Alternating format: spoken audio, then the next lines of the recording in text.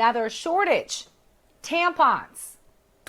Look, as uncomfortable as the topic may be for some, I can assure you this shortage is making women even more uncomfortable. Tampon makers say that the pandemic caused staff shortages at their plants, with the war in Ukraine also depleting the supply for raw materials needed to produce them. Now, companies insist, hey, the shortage will be temporary as they try to ramp up production. Joining us live now is Senior Director for Mom Force, a boots on the ground initiative for Moms for America, Tamara Farah. Thank you so much. Good to see you again, Tamara. Great to be with you.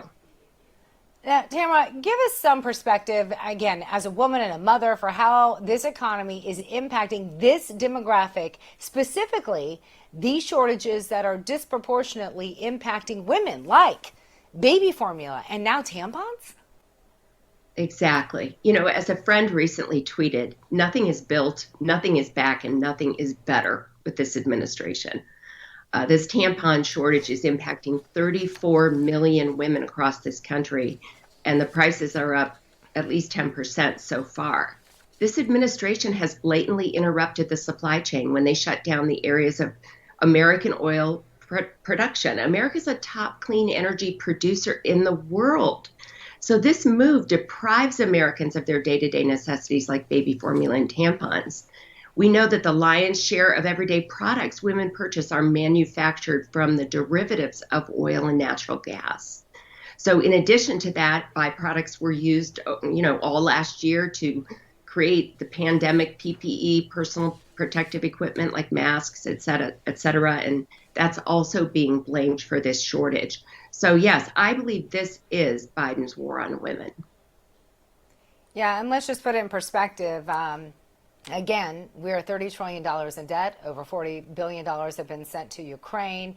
And now people and companies are having to throw out vaccines because nobody wants them. Meanwhile, women are searching and paying more money for something as simple and basic as a tampon. Just want to put that in Exactly. perspective.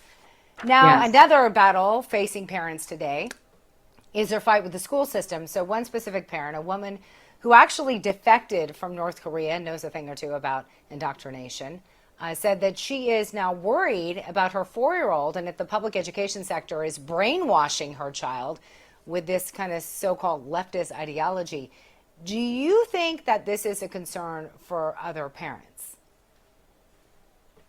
Absolutely. We have done a very deep dive at Moms for America in all of the dangerous curriculum that is in schools. And it is forced upon schools with very little, if any, input from the local districts or the local schools or administrations. It comes down through what I call the education cabal, which is the teachers' unions, the state and federal departments of education, and these powerful NGOs, non-government organizations that are funded very liberally by the left. And they have a stranglehold on all of this indoctrination, everything from social emotional learning, which sets the culture of schools and really is very intrusive into families and children and asking questions that they actually are required by law to get permission from parents to even ask, and they don't in many cases. We know CRT, which is now being renamed as diversity, equity, and inclusion, which is not diverse, equitable, or inclusive. And then, of course, comprehensive sex education, which includes this gender ideology that is above and beyond now with all of these drag queen shows and LGBTQ clubs, so-called clubs that kids are being dragged into without their parents' permission or notification. We have a dire crisis in schools right now, and we have to find solutions.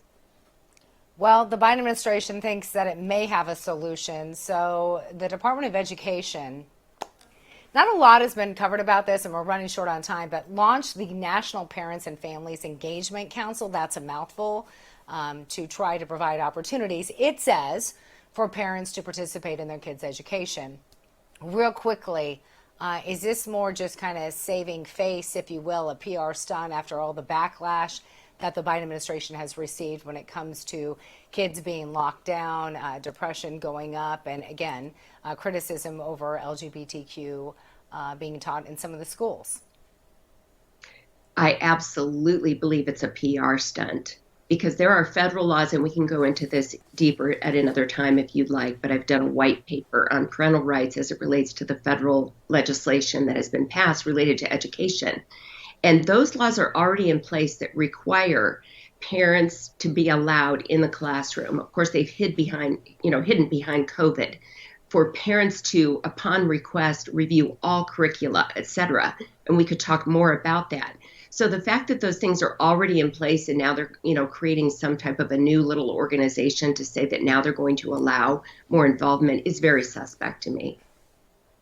Well, we're going to continue to monitor that. Tamara, always appreciate your time. Thank you so much for having me. Pleasure. Still ahead on this edition of News On. More